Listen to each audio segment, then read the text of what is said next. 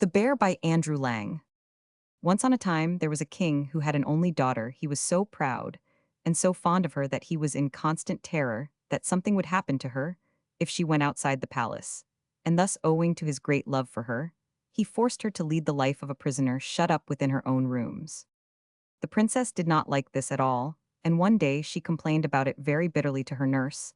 Now the nurse was a witch, though the king did not know it for some time. She listened and tried to soothe the princess. But when she saw that she would not be comforted, she said to her, "Your father loves you very dearly, as you know whatever you were to ask from him. He would give you. The one thing he will not grant you is permission to leave the palace. Now do, as I tell you, go to your father, and ask him to give you a wooden wheelbarrow and a bear's skin. When you have got them, bring them to me, and I will touch them with my magic wand. The wheelbarrow will then move of itself and will take you at full speed wherever you want to go, and the bear's skin will make such a covering for you that no one will recognize you." So the princess did as the witch advised her. The king, when he heard her strange request, was greatly astonished, and asked her what she meant to do with a wheelbarrow and a bear's skin. And the princess answered, "You never let me leave the house, at least you might grant me this request." So the king granted it, and the princess went back to her nurse, taking the barrow and the bear's skin with her. As soon as the witch saw them, she touched them with her magic wand, and in a moment the barrow began to move about in all directions. The princess next put on the bear's skin, which so completely changed her appearance that no one could have known that she was a girl and not a bear. In this strange attire, she seated herself on the barrow, and in a few minutes she found herself far away from the palace, and moving rapidly through a great forest. Here, she stopped the barrow with a sign that the witch had shown her and hid herself, and it in a thick grove of flowering shrubs. Now it happened that the prince of that country was hunting with his dogs in the forest. Suddenly, he caught sight of the bear hiding among the shrubs, and calling his dogs, hounded them on to attack it. But the girl, seeing what peril she was in, cried, "Call off your dogs, or they will kill me. What harm have I ever done to you?" At these words, coming from a bear, the prince was so startled that for a moment he stood stock still. Then he said quite gently, "Will you come with me? I will take you to my home." "I will come gladly," replied the bear, and seating herself on the barrow, it at once began to move in the direction of the prince's palace. You may imagine the surprise of the prince's mother when she saw her son return accompanied by a bear, who at once set about doing the housework, better than any servant that the queen had ever seen. Now it happened that there were great festivities going on in the palace of a neighboring prince, and at dinner one day, the prince said to his mother, "This evening, there is to be a great ball to which I must go." And his mother answered, "Go and dance and enjoy yourself." Suddenly, a voice came from under the table, where the bear had rolled itself. As was its wont, "Let me come to the ball, I too would like to dance." But the only answer the prince made was to give the bear a kick and to drive it out of the room. In the evening, the prince set off for the ball. As soon as he had started, the bear came to the queen and implored to be allowed to go to the ball, saying that she would hide herself so well that no one would know she was there. The kind-hearted queen could not refuse her. Then the bear ran to her barrow, threw off her bear's skin, and touched it with the magic wand that the witch had given her. In a moment, the skin was changed into an exquisite ball dress, woven out of moonbeams, and the wheelbarrow was changed into a carriage drawn by two prancing steeds. Stepping into the carriage, the princess drove to the grand entrance of the palace. When she entered the ballroom in her wondrous dress of moonbeams, she looked so lovely, so different from all the other guests, that everyone wondered who she was, and no one could tell where she had come from. From the moment he saw her, the prince fell desperately in love with her, and all the evening he would dance with no one else but the beautiful stranger.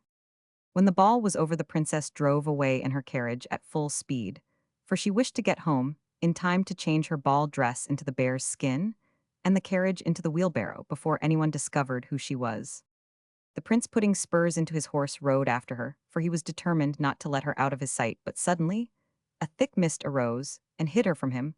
When he reached his home, he could talk to his mother of nothing else but the beautiful stranger with whom he had danced so often, and with whom he was so much in love. And the bear beneath the table smiled to itself, and muttered, "I am the beautiful stranger, oh how I have taken you in."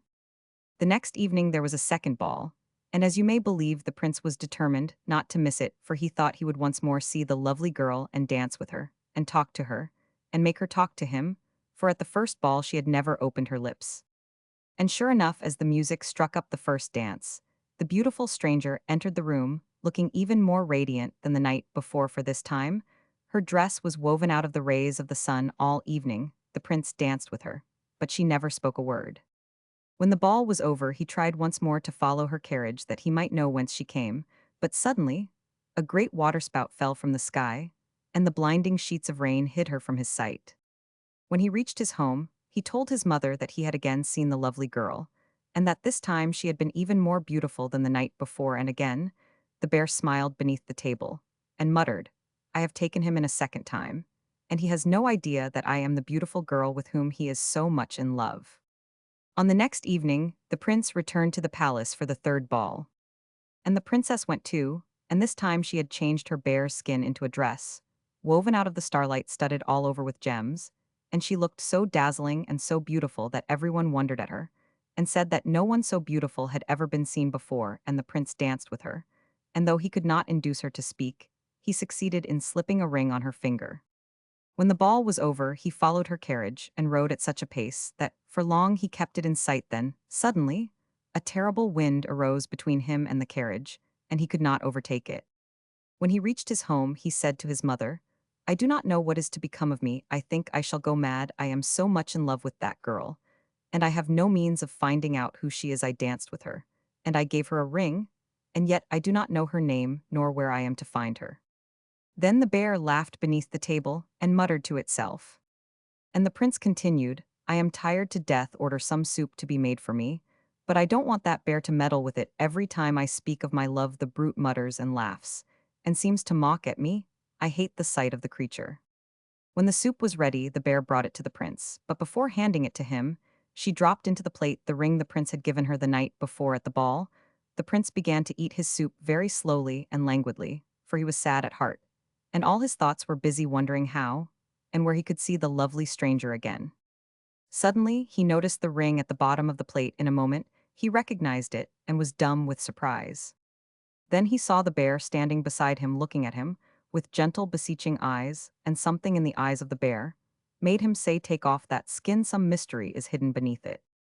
And the bear's skin dropped off, and the beautiful girl stood before him in the dress, woven out of the starlight, and he saw that she was the stranger with whom he had fallen so deeply in love.